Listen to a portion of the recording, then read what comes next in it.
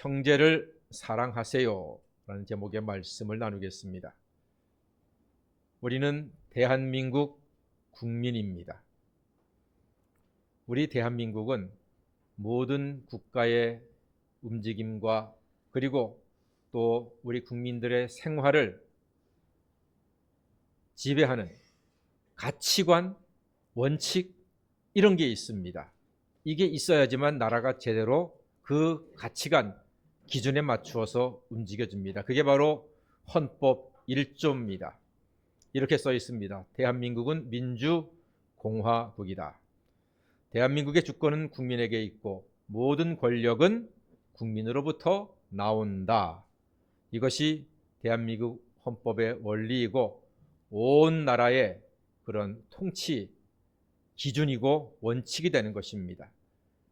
국민이 주권자이고 국가는 국민의 뜻으로 운영되며 주권이 국민에게 있으니 국가의 모든 권력은 국민을 위하여 사용되어야 한다라고 하는 대원칙입니다. 이것은 모든 권력자들이, 위정자들이 지켜야 하고 국민들도 그런 마음의 자부심을 갖고 살아가야 하는 것입니다.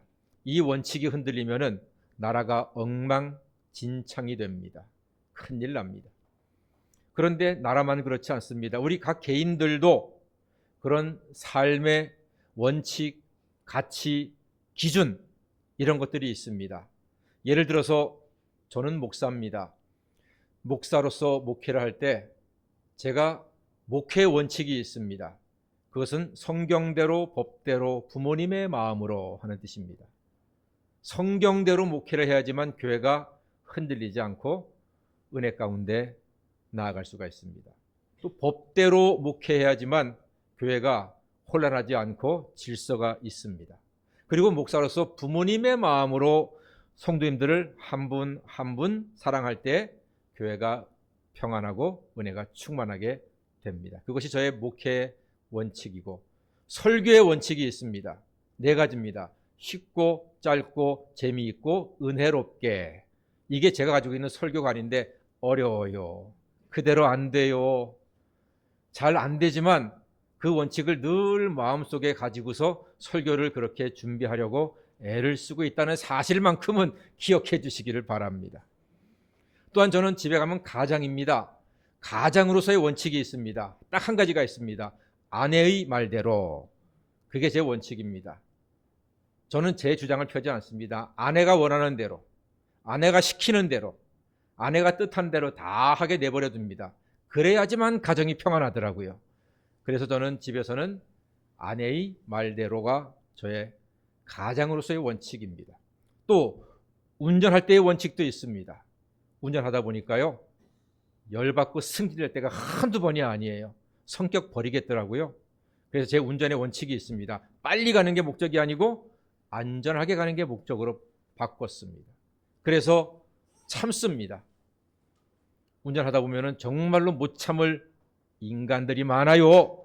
함부로 끼어들고 양보하지 않고 제멋대로 하고 빵빵거리고 정말 짜증날 때 많거든요.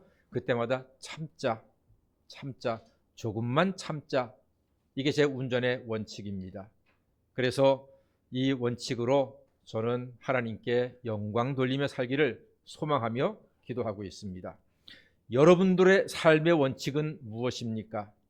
제 나름대로 가지고 있는 원칙처럼 여러분들도 삶의 원칙, 기준 혹은 가치가 다 있을 거라고 저는 잘 알고 있습니다. 하나님께서도 원칙을 가지고 계십니다. 하나님의 원칙은 성경에 가득 채워져 있습니다. 하나님께서 성경을 창세기부터 요한계시록까지 관통하는 하나님의 제1원칙, 다 같이 하나님은 사랑이시라. 예, 하나님은 사랑이시라가 첫 번째 제일 중요한 원칙입니다. 하나님은 사랑으로 창조하셨고 사랑으로 다스리고 계시고 사랑으로 우리를 구원해 주셨습니다. 십계명도 결국은 하나님 사랑, 이웃 사랑으로 다 결론된다고 예수님께서 말씀하셨습니다. 모든 교회와 성도의 삶은 이것이 과연 하나님을 사랑하는 길인지 형제를 사랑하고 이웃을 사랑하는 길인지를 잘 판단해서 결정해야 합니다. 교회에서는 당회가 모든 걸 중요한 걸 결정하지요.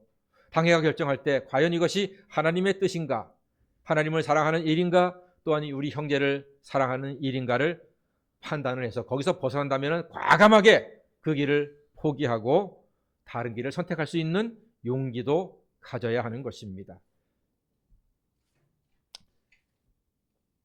우리는 하나님께 예배를 드리고 있습니다. 오늘 예배는 하나님을 사랑하는 최고의 우리 성도들의 행함이요 행위요 믿음의 결단인 줄로 믿습니다. 그래서 예배자의 마음은 늘 나 자신보다 하나님 사랑합니다, 하나님의 영광을 위해서 예배드리며 살아가는 성도가 되게 해 주십시오 하는 마음으로 예배하고 살아야 하는 것입니다. 오늘 말씀의 중심은 사랑입니다. 오늘 사도 요한이 말합니다. 사랑하는 자들아, 내가 새 계명을 쓰는데 이는 사실 옛 계명과 다르지 않다, 이렇게 말합니다. 옛 계명과 새 계명이 있는데 그것은 같은 계명이라는 얘기예요. 어떤 점에서? 사랑이라는 점에서 같은 계명이다. 사도 요한이 지금 그렇게 말하고 있습니다. 오늘 본문이 사실 좀 어려워요. 요한 1서 중에서도 오늘 본문이 까다롭습니다. 근데 목사의 사명이 뭡니까? 어렵고 까다로운 거는 가능한 한 쉽게 풀어서 여러분들에게 설명해드리고 잡숫게 해드리는 게 목사의 사명 아니겠습니까? 자, 옛 계명과 새 계명이 있는데 두 계명은 똑같습니다. 똑같은 게 뭐라고요? 사랑입니다. 우리도 그렇습니다. 우리가 어릴 때 부모님들은 우리를 많이 사랑해 주셨습니다. 그건 옛사랑이거든요. 그 옛사랑은 어땠어요? 기억나십니까? 안아주고 업어주고 물고 빨고 먹여주고 마시게 하고 갈아입혀주고 모든 것을 아이를 위해서 다 해줍니다.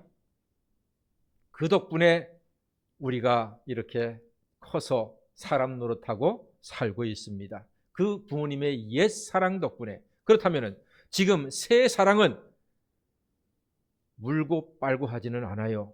우리가 이미 어른이 되었는데도 부모님이 우리를 물고 빨고 한다면 병원에 가보셔야 됩니다. 물고 빨고 하지는 않지만 우리를 향한 부모님의 마음, 그 사랑은 조금도 변하지 않고 오히려 더 깊은 사랑, 넓은 사랑으로 우리를 위해서 기도하시고 우리를 염려하시고 우리를 위해서 모든 것을 아끼지 않고 베풀어 주시기 위해서 애쓰시는 부모님의 사랑, 우리 어릴 때의 옛사랑이나 지금의 새 사랑이나 똑같다는 말입니다. 이처럼 옛날 예수님 오시기 전에 옛 계명이나 예수님 오신 다음에 새 계명이나 어디에서 똑같다? 사랑에서 똑같다 하는 말씀이 사도 요한의 오늘의 말씀인 것입니다. 그렇습니다. 새 사랑인데 이는 과거의 옛사랑과 지금의 새 사랑은 다르지 않다. 그리고 다시 한번 우리가 이 말씀을 통해서 아하, 그렇구나 깨닫게 됩니다. 새 계명을 다시 쓰는 것은 참 빛이 있기 때문입니다. 참 빛은 바로 사랑의 예수님이십니다. 빛으로 오신 예수님, 그가 참 빛으로 우리에게 오셔서 사랑을 베풀어 주셨다는 말입니다. 옛 계명은 사랑의 예수님 안에서 새 계명이 됩니다. 옛 계명은 예수 안에서 완성됩니다. 왜냐하면 사랑의 예수님의 십자가에서 그 모든 사랑이 완성되었기 때문입니다. 우리는 모두 자기 죄로 죽을 죄인들이었습니다. 죄의 싹은 사망입니다. 1시간 알바하면은 알바비 10,000원을 받습니다. 알바하면은 10,000원 삭스를 받습니다.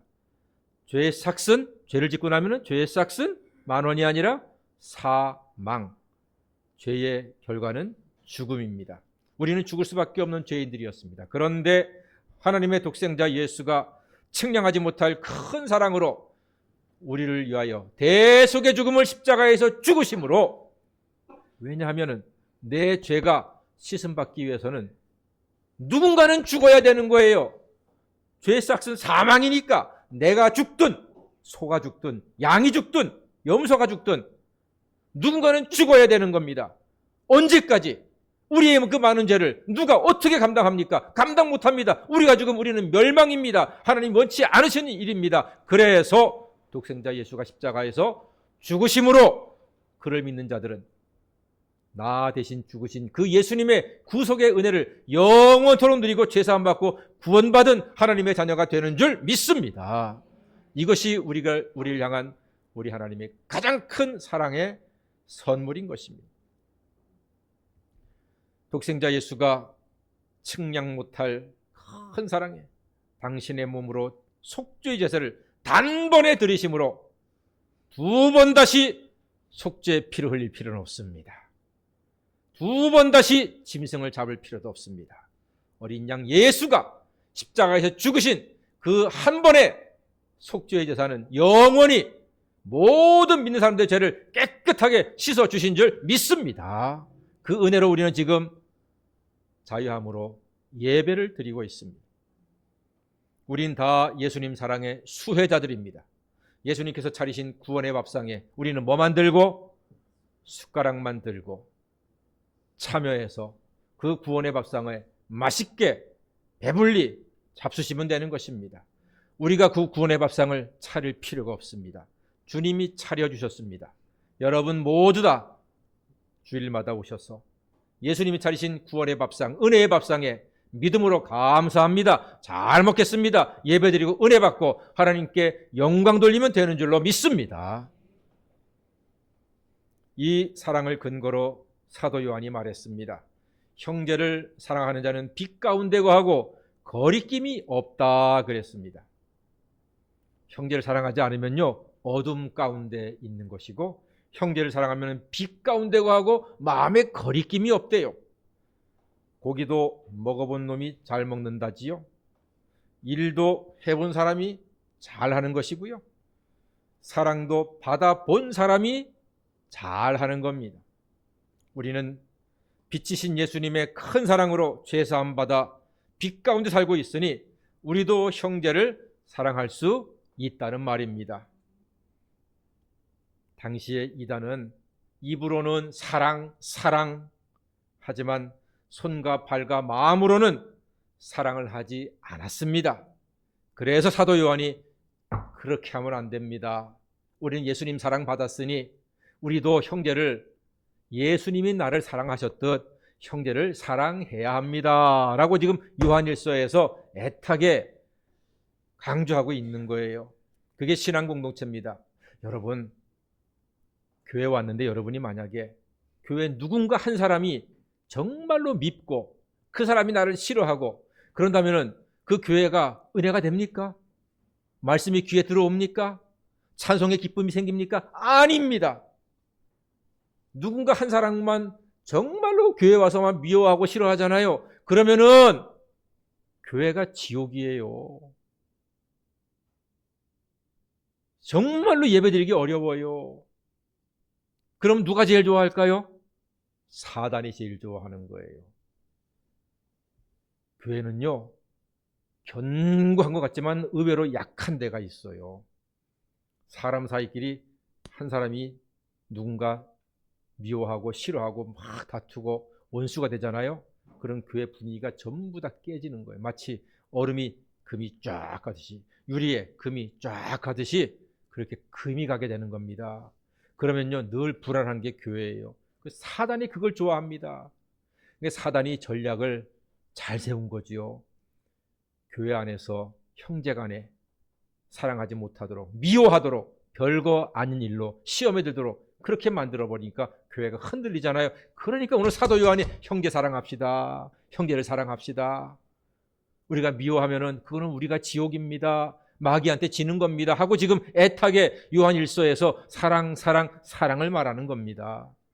사랑하는 여러분, 우리 성복교회는 한 사람도 미워하는 사람이 없이 모두가 나의 친형제 자매인 듯이 서로 격려하고 서로 존경하고 서로 도와주고 서로 손을 잡아주고, 그리하여서 마귀가 결단코 흔들지 못하는, 무너뜨리지 못하는, 넘보지 못하는 은혜로운 교회, 복된 교회, 아름다운 교회, 하나님께 영광 돌리는 우리 성복교회가 되기를 주님의 이름으로 간절히 축원합니다. 그래서 저는 교회를 이렇게 깨뜨리고 흔들리는 어떠한 일이라도 결단코 용납하지 않을 겁니다. 다른 건 제가 다 용납해요. 그러나 형제간의 사랑을 깨뜨리고 흔드는 이런 모든 일들은 저는 결코 용납하지 않을 것입니다. 결코 그래서는 안 되는 겁니다. 사도 요한이 애타게 요한 1서에서 지금 형제를 사랑합시다. 그래야지만 여러분, 제가 그런 사람 많이 봤어요. 제가 여러 교회에 있으면서 교회 안에서 성도들 간에 갈등이 생기잖아요. 그러면 집에서도 행복이 없어요. 직장에서도 행복이 없어요. 그거 정말로 불쌍해요. 옆에서 보기에. 너무나 별것 아닌 일로 성도들 간에 다툼과 싸움이 생기면은요, 구역도 재미가 없고 예배도 힘들고 너무나 보기가 안타깝습니다. 마귀가 좋아하는 일입니다. 우리는 형제 사랑은요, 사람 보고 하는 게 아니에요. 예수님 보고 하는 것입니다. 예수님이 나를 위해서 아낌없이 당신의 피를 다 쏟으셔서 고난 중에 내 죄를 대속하셨으니 그 사랑이 힘입어서 우리가 주님이 피로 사신 소중한 사람들, 때로는 나와 의견이 다르고 감정이 틀리더라도 예수님 바라보시고 용서하시고 예수님 바라보시고 사랑하시고 예수님 바라보시고 화목한 아름다운 믿음의 공동체가 되기를 주님의 이름으로 간절히 축원합니다. 그것이 우리가 지금 마땅히 이 성경 요한 1서를 읽으면서 진행해 나가야 할, 목표로 해야 할 삶의 모습인 것입니다. 그래서 하나님을 사랑하는 우리 예배자는 하나님의 사랑을 받고 하나님의 사랑함에 더해서 그 사랑을 흘려보내야 하는 것입니다. 흘려보내는 것이 이웃 사랑입니다. 우리는 모두 다 마음속에 우물을 가지고 있습니다. 그 우물을 퍼서 자꾸 나눠주십시오. 우물을 아까워서 딱 닫아주잖아요. 그러면은 새 물이 솟아나지 못하는 거예요. 어느 부잣집이 우리 집 우물은 아무도 먹지 못한다, 닫아서 열쇠로 탁 잠궈놓고 자기들만 쓰는 거예요. 몇 년 지나니까 우물이 바짝 말라버렸습니다. 그러나 마을에 있는 동네 우물은 어떻습니까? 이 사람 저 사람 다 와서 퍼가잖아요. 늘 퍼가니까 새로운 물이 또 솟아나고 또 솟아나서 늘 풍성한 우물물이 됐던 것입니다. 우리 마음의 우물, 사랑의 우물을 퍼서 아끼지 마시고 나누어주고 베풀고 함으로써 그 속에서 생수의 강이 흘러넘치는 성도가 되시기를 간절히 소망합니다. 어떻게 형제를 사랑합니까? 라는 질문이 있죠. 가장 좋은, 가장 효과적인 형제 사랑은 그를 위하여 기도하는 것입니다. 기도는 정말로 효과적인 형제 사랑입니다. 왜요? 내가 하면 내가 하지만 기도하면 누가 하십니까? 하나님이 하시는 것입니다. 기도의 능력을 믿으시는 여러분, 하나님이 기도에 응답하심을 확신하고 믿는 여러분, 형제를 사랑하되 때로는 물질도 줄 수 있지요. 때로는 신발도 사줄 수도 있고 때로는 장갑도 사줄 수가 있습니다만 그것보다 더 큰 선물은 그를 위한 마음이 사랑이 담긴 기도입니다. 기도할 때 가장 큰 형제 사랑이요, 하나님께서 기뻐하시는 형제 사랑의 모습으로 아름다운 교회가 될 줄로 믿습니다. 예수님은 천국으로 가는 길이 험하고 문이 좁다고 말씀하셨습니다. 왜냐하면 거기로 가는 사람이 별로 없기 때문에. 와, 여러분 충격 아닙니까? 예수님이 그렇게 말씀하셨어요. 천국으로 가는 길은요, 길이 협착하고 좁아요. 그래서 가는 사람이 별로 없대요. 와, 그러나 저는 간절히 소망합니다. 이 시간 함께 예배드리는 우리 모든 성복교회 교인들은 그 좁은 길, 그 사랑과 믿음의 길을 다 걸어가셔서 한 분도 빠짐없이 천국에서 출석 부를 때 여러분 모두 다 저도 왔습니다 라고 천국에서 대답하신 성도가 되시기를 간절히 소망합니다. 속으로 목사님이 가야지 부를 거 아니에요. 예, 저도 천국 가도록 간절히 더 노력하겠습니다. 가셔야죠. 만약에 천국 입학 시험을 친다면은 제가 가만히 생각해 보니까 1차, 2차, 3차 시험이 있겠어요. 1차 시험은 예수님을 구주로 믿느냐 하는 것입니다. 사랑하는 여러분, 예수님께서 십자가에 죽으시고 부활하사 내 죄를 사해 주시고 영원한 왕이 되시며 우리와 함께, 우리는 주님과 함께 영원한 왕노릇하는 하나님의 자녀가 된 줄로 믿습니다. 여기에 대한 아멘의 대답은 여러분을 1차 시험을 통과하게 하는 것입니다. 두 번째 시험은 예배 과목입니다. 예배는 그렇게 중요한 것입니다. 예배는 그렇게 하나님 기뻐하실 일입니다. 여러분이 드리는 이 예배가 습관적인 예배가 아니고, 오늘 많이 오셨는데 정말 추운 날씨에도 더운 날씨에도 눈이 오나 비가 오나 하나님께 드리는 이 예배가 하나님의 기쁨이 되고, 이 예배를 통해서 여러분은 하나님의 놀라운 은총을 풍성히 받아 누리는 하나님의 자녀가 될 줄로 믿습니다. 두 번째 과목 통과하셨죠. 세 번째 과목이 먼저 3차 과목이 형제 사랑입니다. 형제 사랑은 쉽지 않습니다. 왜냐하면 우리 감정이 있기 때문에 마귀가 우리 감정을 쉽게 건드려 버립니다. 아무것도 아닌 눈빛으로 하루 종일 더러운 눈빛, 왜 나를 그렇게 바라보나? 아무것도 아닌 그런 눈빛으로. 제가 그런 사람이 딱 한 사람이 있었어요. 옛날에 어떤 권사님이 이쪽에 앉아 계셨는데 저를 쳐다보면은 이렇게 쳐다보면 좋잖아. 이렇게 쳐다봐요. 어이, 볼 때마다 섬찟섬찟해요. 그분은 그냥 습관이야. 그게 머리가 크니까 머리 움직이기가 어려운 거야. 그러니까 가벼운 눈만 탁 이렇게 보는데 볼 때마다 섬찟해요. 살짝 돌려서 보면 좋잖아요. 근데 사람들 습관에 따라서 째려볼 수 있거든요. 그럼 그게 하루 종일 마음에 남아서 저 인간이 나를 째려보네 그런다니까요. 또 얘기하는데 집중하느라고 누가 묻는 말에 대답 못해서 대답을 안 해서 저 인간이 내 말을 씹네 교회에서 이래가지고 또 상처받는다니까요. 별거 아닌 거 가지고. 저도 이제 60이 넘었으니까 알잖아요. 조금은 사람들이 오해하고 미워하는, 알고 보면 아무것도 아니야. 서로 얘기하면 다 풀릴 일인데 그거 가지고 오해가 돼가지고서 미워하고 저주하고 멀어지고 이런다니까요. 우리 성복교회는 그런 일이 없이 오해가 있으면 바로 얘기하세요. 왜 날 째려봤어? 아니야, 째려본 거 아니야, 미안해. 그럼 되는 거잖아요. 너 왜 내 말 씹었어? 미안해, 내가 딴 얘기 하느라고 딴 생각하느라고 못 들어서 미안해. 그러면 되는 거잖아요. 할렐루야. 사도 요한이 요한 1서를 통해서 형제 사랑을 이렇게 애타게 얘기하는 것은 그래야지만 교회가 평안하고 교회가 은혜로울 때 가정도 직장생활도 인생도 행복하고 평안하기 때문에 마귀의 이런 모든 계계를 막기 위해서 형제 사랑을 이야기하는 것입니다. 그리고 특색 있는 사도 요한의 말 중에 사랑하면 자기 속에 거리낌이 없다 이 말하는데 이게 의미가 있어요. 사랑을 하면은 마음속에 거리낌이 없다. 쉽게 설명하면 이런 겁니다. 형제가 여럿이 있는데 그 중에 한 형제가 부모님을 모시고 계셔. 부모님 모시는 일은 어렵습니다. 힘듭니다. 다른 형제가 돈을 보내줄 수도 있죠. 보내주겠죠. 부모님 모시니까. 그래도 부모님을 모시는 형제는 모일 때마다 당당합니다. 그런데 부모님을 모시지 못하는 사람들은 마음에 거리낌이 있습니다. 괜히 주눅듭니다. 왜? 부모님을 모시지 못한다는 이유 때문에. 바로 그걸 이야기합니다.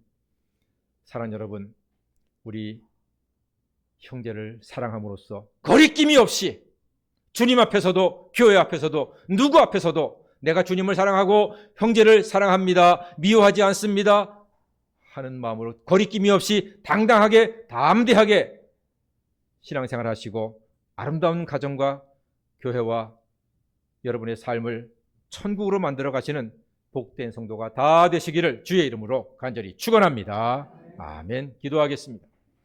사랑의 주님, 우리를 향한 크고 놀라운 사랑을 기억하고 감사하며 그 놀라운 사랑을 강물처럼 흘려보내서 이 세상에 아름다운 천국을 만들어가는 우리 모든 하나님의 자녀들이 되게 하여 주시옵소서. 예수님의 이름으로 기도하옵나이다. 아멘. 찬송가 218장을 부르겠습니다.